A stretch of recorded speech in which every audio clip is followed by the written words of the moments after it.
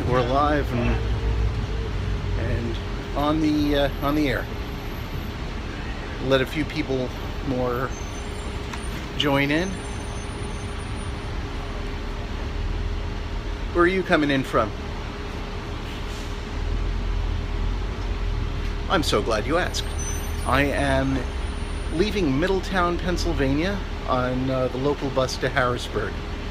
My name's William Friedman. This is the Cross Country Local, an attempt to become the first person to ever cross the United States from the Atlantic to the Pacific using entirely local transit. Now, I'm taking this bus. Hi. I am taking this bus into Harrisburg, where I will transfer to another bus will take me to a small town on the other side of the Susquehanna River called Enola. And that's pretty much where we fall off the end of the earth as far as mass transit is concerned. There is a huge friggin' gap between Enola, Pennsylvania, and the area around Lewistown. Now, I'm very fortunate here in that, everyone's got to be from somewhere. I happen to be from Pennsylvania. So about half the kids I graduated high school with who went to college went to Penn State. And out of them, at least one of them decided to settle in central Pennsylvania. Oh, hey Henry, how are you? I told you I was catching my bus. You now know it. You now know me to always speak the truth. Well, hello back to you. All right, so it's a nice, comfy bus. Cloth seats, lots of space, and a call from hi Henry, I am fine. Yeah. So anyway, once the CAT, the Capital Area Transit, Harrisburg is the capital of Pennsylvania. Once it gets to Enola, it kind of peters out, and there's a 60-plus mile gap to the Lewistown area before you can pick up mass transit again. But I have a friend from high school and junior high school who, we grew up just a couple of blocks from each other, and she decided after she graduated from Penn State to buy a farm. And so she's got a farm that's like smack dab in the middle between Enola in the Harrisburg area and Lewistown. So, which is near State College, where Penn State is. Oh, thanks for the hearts, everyone.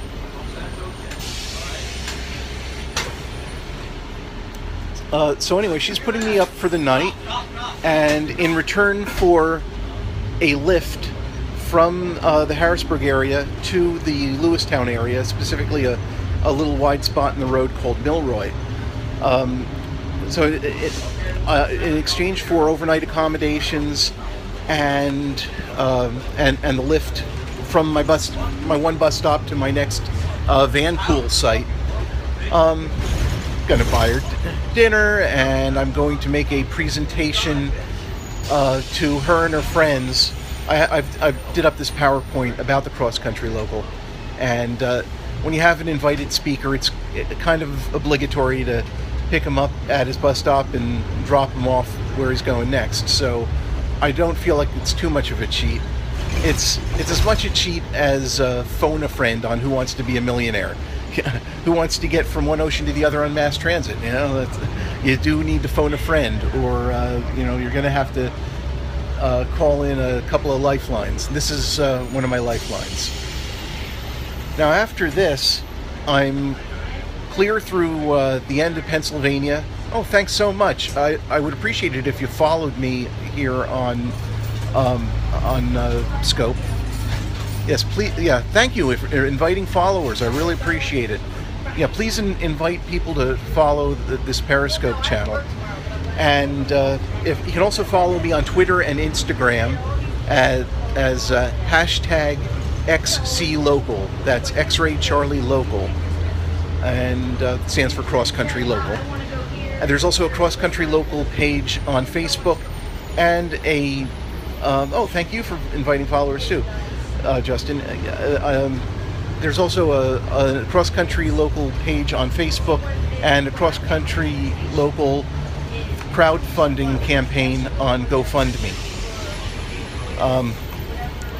Also, like I said, I'm real clear about how I'm getting from here to the end of Pennsylvania and into Wheeling, West Virginia, and even across the river into Ohio. But there again, there's a great big speed bump in the road. Now,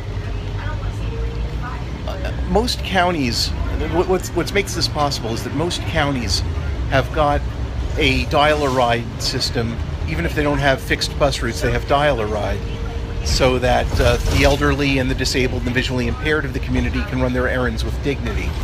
Of course, there aren't always enough old folks, handicapped people, and blind people to go around, so these paratransit vans and minibuses tend to go unused a lot of the time. So as long as you're willing to wait until those for whom it was intended have been served, the counties are very happy to pick up your full fare that you're willing to pay and take you from one county line to the next and hand you off. So that's how I'm getting through a lot of Middle America. But Belmont County, Ohio doesn't have that. That's where the Ohio County Mall is. So to get from there to the Guernsey County line, it's a 20-mile. Right now, it looks like it's going to be like a whole day backpacking trek. You can see I've got my backpack, and I really don't want to carry that on my back for 20 straight miles, but I might have to. But then I'm clear through the end of Ohio and through Indiana. In the central Illinois is really underserved by mass transit, so it's going to be a little bit of a challenge, but I don't think too much of one. A lot of the people who are viewing this live in that area, actually, so no big. And then I am clean and green all the way to Las Cruces, New Mexico, and I have a couple of ideas on how to get as far as Lordsburg, New Mexico. But from Lordsburg to Wilcox, Arizona, that to me right now just looks like 90 miles of hiking through the desert. And there are a lot of towns on the map there, but if you look them up on Wikipedia, they're listed as ghost towns. But I've got almost 2 months to figure that out, so I'm not too concerned. Anyone have any questions about the cross-country local or why I'm crazy enough to do this? Oh, that was the Amtrak train that just went by. That's something that I'm not taking is Amtrak. Amtrak and Greyhound, and for that matter Uber, are national companies that I've kind of sworn off for this adventure.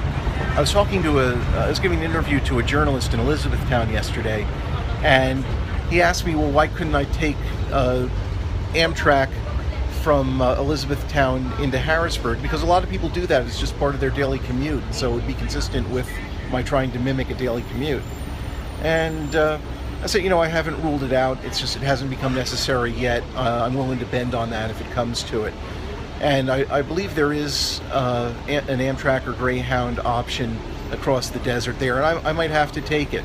Another option, though, would be to make a sharp left turn, and instead of defining my issue as how do I get from Las Cruces to Tucson, I define it as how do I get from Juarez to Nogales and just go through Mexico, because I know I can do that. Any other questions? All right, I've taken up enough of your time. Again, William Friedman, Cross Country Local. Follow me here on Periscope. Follow Cross Country Local on Facebook. Follow hashtag XCLocal on Instagram or Twitter. And if you can, visit the Cross Country Local GoFundMe campaign. Thanks again. Hope to see you along the route.